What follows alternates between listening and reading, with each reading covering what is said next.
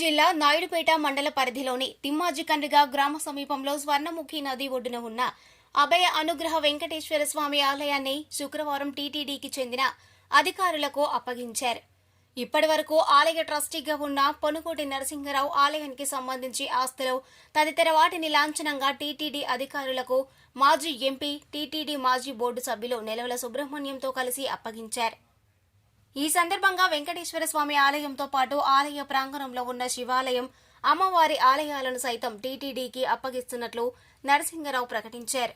ఇప్పటి వరకు దేవాదాయ శాఖ ఆధ్వర్యంలో ఆలయ నిర్వహణ జరుగుతుండేదని, నేటి నుంచి ఆలయానికి సంబంధించి పూర్తి నిర్వహణ బాధ్యతను టీటీడీ అధికారులకు అప్పగిస్తున్నట్లు వివరించారు. నేటి నుంచి స్వామివారి నిత్య కైంకర్యాలు సైతం టీటీడీ ఆధ్వర్యంలోనే జరుగుతాయన్నారు. ఈ సందర్భంగా టీటీడీ ఆగమ సలహాదారులు కాండూరి శ్రీనివాసాచార్యులు ముందుగా ఆలయం వద్ద స్వామివార్లకు ప్రత్యేక పూజలు నిర్వహించారు. అదేవిధంగా కలశంతో ఆలయంలో ప్రదక్షిణలు చేపట్టి ప్రత్యేక పూజలు చేపట్టారు. ట్రస్టీ నరసింహరావుతో పాటు ఆలయ నిర్మాణానికి మొదటి నుంచి ఎంతో కృషి చేసిన పద్మనాభస్వామితో ఇతర గ్రామ పెద్దలు సైతం ఎంతో కృషి చేశారని వెల్లడించారు.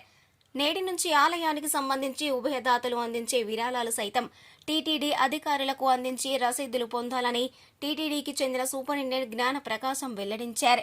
ఈ కార్యక్రమంలో గ్రామ మాజీ సర్పంచులు లొడారి మనోహర్, రమణయ్య, గాలి రాజేష్, తేజ్ జీప్, టీటీడీకి చెందిన senior assistant Mahesh, jewellery, revenue, vigilance అధికారులు సైతం పాల్గొన్నారు.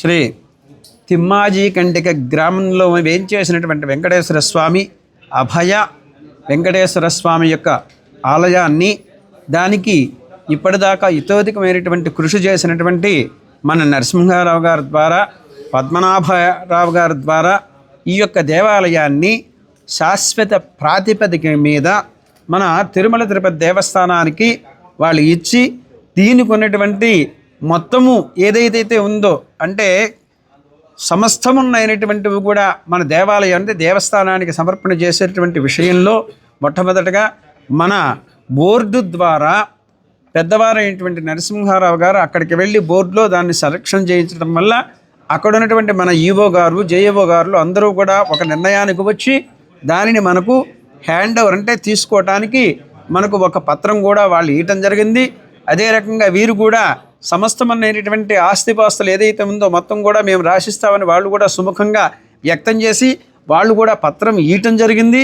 దాన్ని మా ఆఫీసర్లో ఉన్నటువంటి ముని శేఖర్ గారు అనేసి, నాగేంద్ర బాబు అనేసి, అట్లాగే మనకు రాజేష్ అనేసి పెద్ద పెద్ద ఆఫీసర్లు వీళ్ళందరూ కూడా వచ్చి చక్కగా వాళ్ళ సమక్షంలో, నరసింహ గారి సమక్షంలో మనం ఈ దేవాలయాన్ని తిరుమల తిరుపతి దేవస్థానం కిందగా తీసుకున్నాము.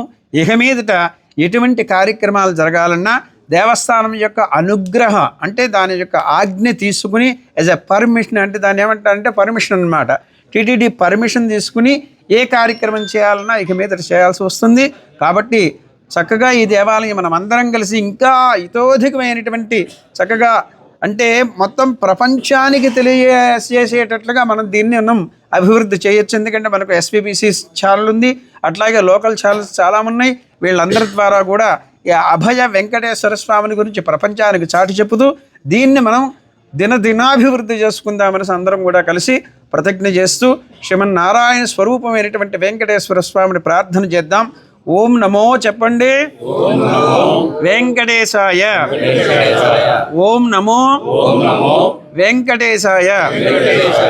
ఓం నమో వెంకటేశాయ. గోవింద గోవింద గోవింద. గోడు మేడం.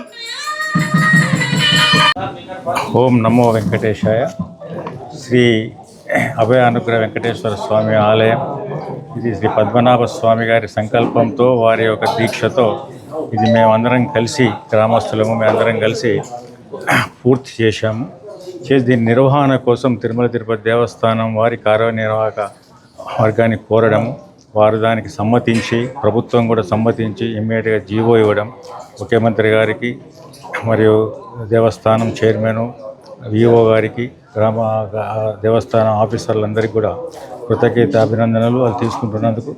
ఈరోజు స్వామివారి ఆధ్వర్యంలో ఈ ముహూర్త ప్రకారంగా ఈ తిరుమల తిరుపతి దేవస్థానానికి మా చేతుల మీదుగా మేము వారికి పరిపూర్ణంగా అన్ని హక్కులు కూడా వారికి హ్యాండ్ ఓవర్ చేస్తున్నాం సంపూర్ణంగా. ఈ రోజు నుంచి వారి ఆధ్వర్యంలో వారే తిరుమల తిరుపతి దేవస్థానం ఆధ్వర్యంలో ఈ దేవస్థానం నిర్వహింపబడుతుంది. భక్తులందరూ కూడా వచ్చి తిరుమల తిరుపతి దేవస్థానంలో ఏ విధంగానే చేసుకుంటారో ఇక్కడ కూడా వెంకటేశ్వర స్వామిని ఆ విధంగానే సేవించుకొని ఆ స్వామి ఈ స్వామిని భావించాలని కోరుతున్నాను.